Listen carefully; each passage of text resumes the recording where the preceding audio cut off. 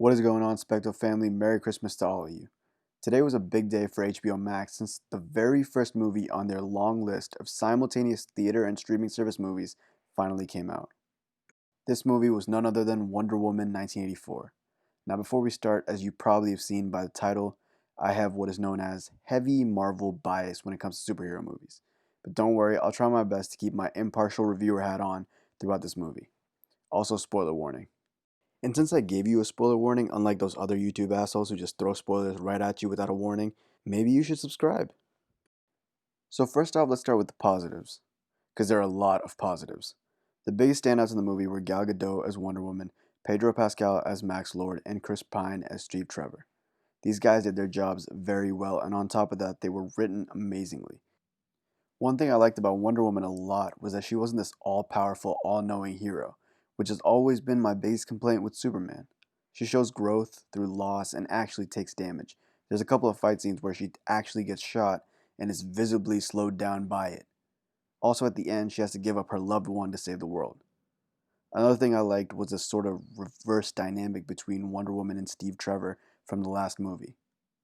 Steve Trevor in this movie is the fish out of water. He's the person learning all the things that Diana has already learned. It's really entertaining to watch the scenario switch from the last movie. And it shows that the creators respect the past material and aren't afraid to give shoutouts to it. Steve is also able to keep up with Diana for a good amount of the time without slowing her down. And I'm glad they did that because I always hate when the significant other or the hero in the movie is the liability and has to be carried through it. Now, Pedro Pascal was on a level all by himself. His character was just off the charts. I really respect Pedro Pascal because of how diverse of an actor he is. One minute he's playing Mando hanging out with Grogu. Holy shit, I think this is the first time I've ever said Grogu naturally. I guess the name is growing on me. And the next minute he's playing the psychopathic character who basically wants to take over the world. So Pedro's character was definitely one of the more fascinating and entertaining characters, and I would argue one of the stronger DC villains we have ever seen. He basically decides to use the Dream Stone, which is a magical stone that can grant wishes but with a catch. And obviously, when I saw this, I was instantly reminded of this. He used the stones to destroy the stones. Except in this case, Pedro used the stone to become the stone and technically destroy the actual stone. Whatever, it's weird to explain. But Pedro then goes around asking people what they wished for, which I don't know why, maybe it was the way he said it, but it gave me very strong Lucifer vibes. And last but not at all least, another thing that I liked about this movie is that the end credit scene really got the viewer, as in me, interested in seeing the next movie. In the scene, we see Asteria, who is the Amazon's most legendary warrior. We find out that she is alive. This is definitely a shock because in the movie, Diana tells Steve that Asteria was the one who held back the people who had enslaved the Amazons while the Amazons escaped at Themyscira. She was presumed dead, and Wonder Woman wore her armor in the final fight. I like that the end credit scene is more about this specific movie line and really didn't try to build up for another hasty future team up.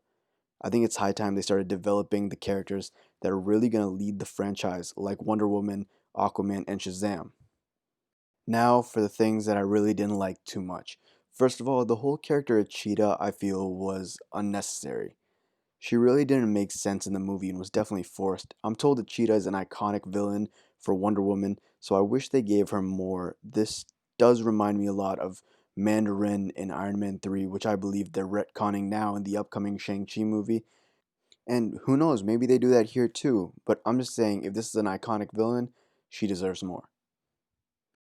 And I also thought it was kind of hilarious that she says this to Maxwell Lord. I want to be number one. An apex predator. Like nothing there's ever been before. And the dude turns her into a cheetah. Like, I'm pretty sure we've all seen a cheetah in a zoo, or at least on YouTube, or I don't know, Google Images.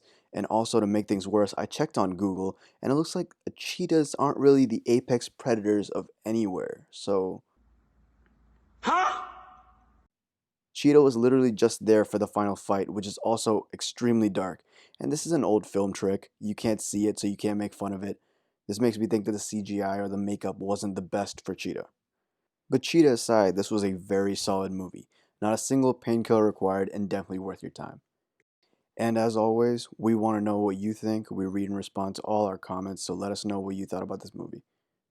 If you enjoyed this video, like, subscribe, and comment with your thoughts. By supporting this channel, you're allowing us to keep making this great content and keep Spectre React going. Thanks for watching, and peace out.